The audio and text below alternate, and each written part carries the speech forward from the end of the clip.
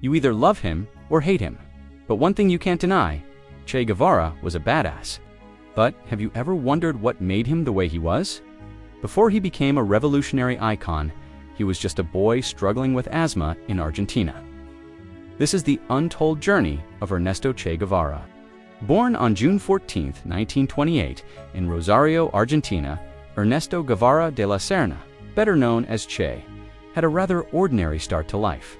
His family was well off thanks to his father, who made a fortune as a wealthy landowner. Life was good, or at least it seemed. Unlike many of his contemporaries, Che wasn't into sports. He was more interested in books, spending most of his time lost in fictional worlds. In fact, by the age of 12, he had already read the entire library of his school. As a teenager, he became passionate about literature, poetry, and philosophy, and this voracious appetite for knowledge would later become his greatest weapon. Despite coming from a privileged background, Che's life wasn't all sunshine and rainbows.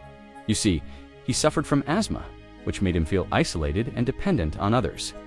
During an asthma attack, Che would turn blue in the face, and his heart would stop beating, forcing his family to perform mouth-to-nose resuscitation. It was a harrowing experience that left a deep psychological scar on him. Unable to cope with the constant fear and uncertainty, Che's parents sent him to a Jesuit boarding school in the hope that a change of scenery would help him, but it did little to alleviate his condition. Determined to overcome his limitations, Che began taking boxing lessons, hoping to build up his stamina and strength. But fate had other plans. One day, during a particularly violent bout of asthma, Che collapsed in the ring and was rushed to the hospital. Looking back, it was a wake-up call that forced him to confront his mortality. Realizing that he couldn't outrun his condition, Che decided to make the most of his limited time. He began traveling extensively, exploring different parts of Argentina and immersing himself in the local culture. These experiences opened his eyes to the stark realities of poverty and inequality that existed in his own country. He witnessed firsthand the plight of the underprivileged and the injustices they faced on a daily basis. This newfound awareness would serve as the catalyst that transformed Che Guevara from a privileged youth into a fiery revolutionary. For the first time, Che began questioning the status quo and the role he wanted to play in addressing these pressing social issues. Little did he know that these early experiences would shape his destiny and propel him onto the world stage. Motorcycle Diaries, the making of a revolutionary. After witnessing the poverty and injustice in his own country, Argentina, Che decided to take a break from his medical studies and embark on a journey across South America. Accompanied by his friend Alberto Granado, he rode a 1937 Norton motorcycle from Argentina to Venezuela. The journey took them through 5 countries, including Chile, Peru, Ecuador, and Colombia. During their travels, Che and Alberto worked odd jobs to support themselves and interacted with people from all walks of life. They slept under the stars, hitchhiked rides, and faced numerous mechanical breakdowns. But through it all, they forged a deep bond of friendship. The motorcycle diaries that Che kept during the journey provided a first-hand account of the social, economic, and political conditions in Latin America. He observed the exploitation of indigenous peoples, the harsh living conditions in slums, and the prevalence of disease and poverty. These experiences left a lasting impact on him and fueled his desire to fight for social justice and equality. Upon returning home, Che was inspired to use his medical skills to help those in need. He became involved in student politics and joined a secret society called the Circle of Militant Socialists, where he honed his leadership skills and developed his revolutionary ideas. The motorcycle journey marked a turning point in Che's life, shaping his worldview and inspiring him to dedicate his life to the cause of the oppressed.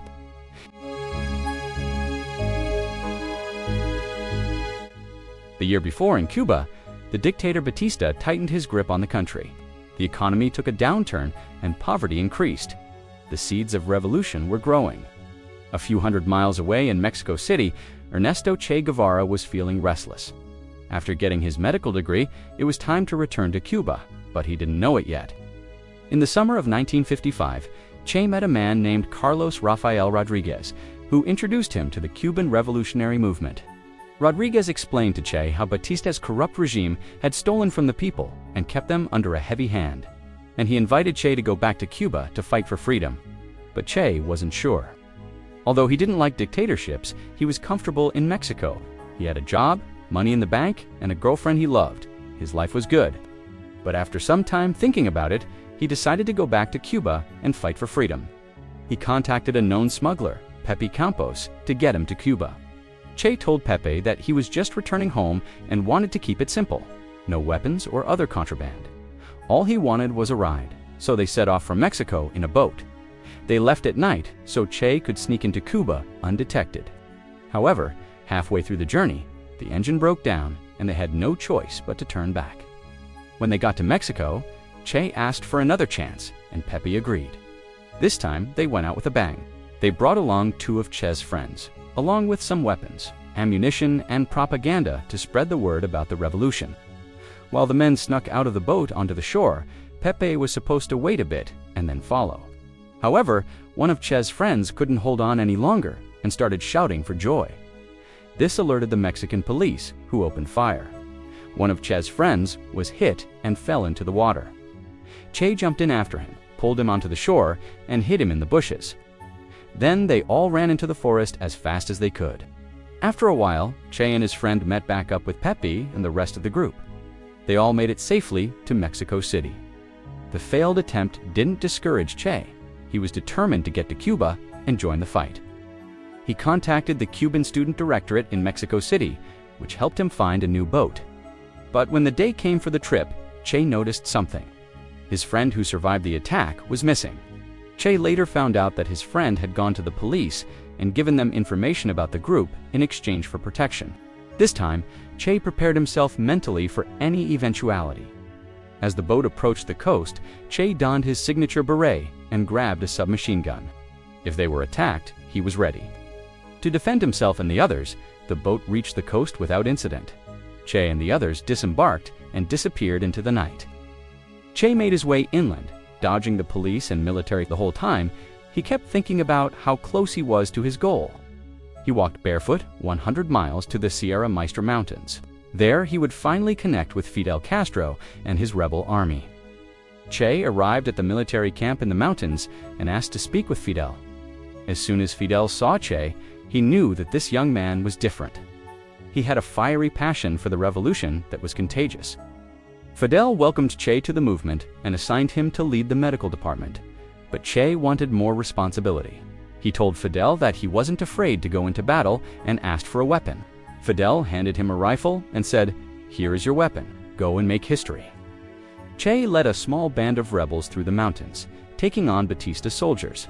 At first, their attacks were small, but as more and more people joined the revolution, they grew bolder. In October 1956, Che led an attack on the town of Santa Clara. The attack was a success, but not without casualties. Che was injured, but he refused to go to the hospital. Instead, he stayed in the mountains, hiding from Batista's forces. During this time, he wrote letters to his family, telling them about the revolution and asking for their support. Che's bravery in battle and his dedication to the revolution inspired those around him. People began to call him the hero of Cuba. In January 1957, Che met a woman named Alida March. They fell in love and had a son together. Che was overjoyed to have a family, and he wrote letters to his mother telling her about his new son. But as the revolution continued, Che knew that he couldn't stay in the mountains forever. He needed to bring the fight to the people. He convinced Fidel to let him lead an assault on a major city. Fidel agreed, and Che chose Santiago de Cuba as their target.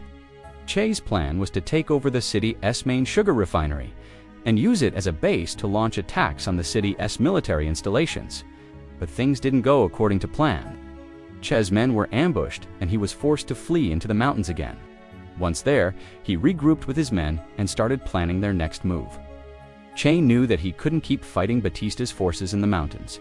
He needed to bring the fight to the people, so he decided to launch an attack on a major highway that ran through the mountains.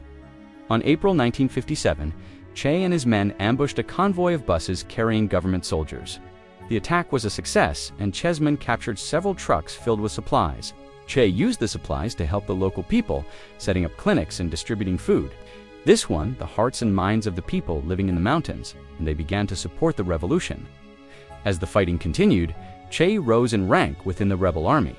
He became one of Fidel's top military commanders and was responsible for training and leading troops in battle. He also served as a diplomat, meeting with foreign leaders to get support for the revolution. But as the fighting neared its end, Che knew that he would never go back to the life he once lived. He had seen too much death and destruction to ever feel comfortable in a normal life again. He had found his purpose in the revolution, and he was committed to seeing it through to the end. By December 1958, the revolution was in full swing. Che and his men had taken control of most of the countryside, and the people of Cuba were ready to rise up against Batista. On January 1, 1959, Fidel and Che led their troops into Havana. Batista fled the country, and the revolution was over. The people of Cuba were overjoyed. They had fought hard for their freedom, and now they could finally enjoy the fruits of their labor. For Che, the victory was bittersweet. He had lost many good friends during the revolution, and he knew that there would be many challenges ahead, but he was up for the task. In the aftermath of the revolution, Che was put in charge of overseeing land reforms. He worked to redistribute land from the wealthy landowners to the poor peasants. He also served as Minister of Industry and worked to rebuild the country's economy. But despite his accomplishments, Che was never satisfied with his work. He always felt that there was more to do, more lives to change. He became an international figure, traveling around the world to promote socialist causes. But no matter where he went, he always felt drawn back to Cuba. In 1965, Che was offered a chance to travel to Bolivia and help start a socialist revolution there.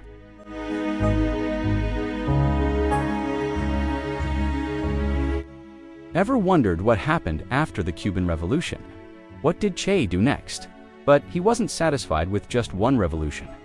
Che wanted to spread the flame of rebellion across the globe, especially in Africa, where colonial rule was still prevalent. In fact, during a meeting with Soviet Premier Nikita Khrushchev in 1960, Che told him about his plan to go to Africa and help liberate the Congo from Belgian colonial rule. In exchange, Che asked Khrushchev for 10,000 weapons and ammunition, but the Soviets refused to provide any assistance.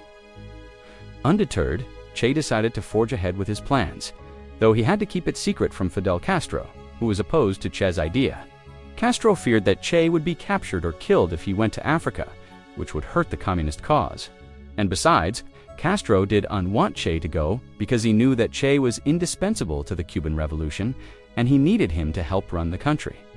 But Che was already planning his escape to Africa.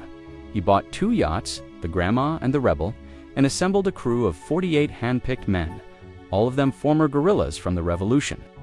On December 4, 1966, they set sail from Cuba under the cover of darkness, heading towards the Congolese capital of Leopoldville. However, within 2 weeks, one of the crew members revealed the mission to Castro, who immediately sent the Navy to intercept the boats. Che's mission to the Congo was over before it even began. Though humiliated, Che was still determined to fight for the revolution. So he returned to Cuba and convinced some young people to go to Bolivia instead. They formed a group called Los du Che, which meant the 12. However, the group grew to 22 by the time they were ready to leave. These men trained for months in secrecy until Castro finally gave his approval. On October 3, 1966, they flew from Cuba to Bolivia on board a Soviet cargo plane disguised as sports equipment.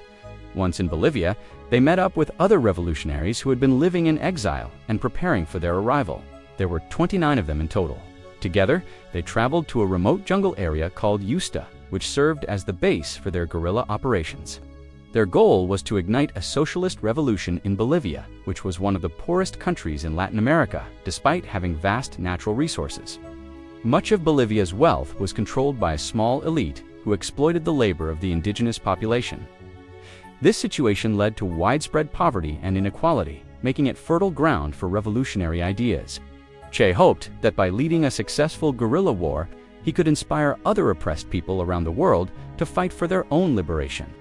Unfortunately, Che's plans didn't go smoothly. The Bolivian military was well-equipped and determined to crush the Cuban-backed revolution.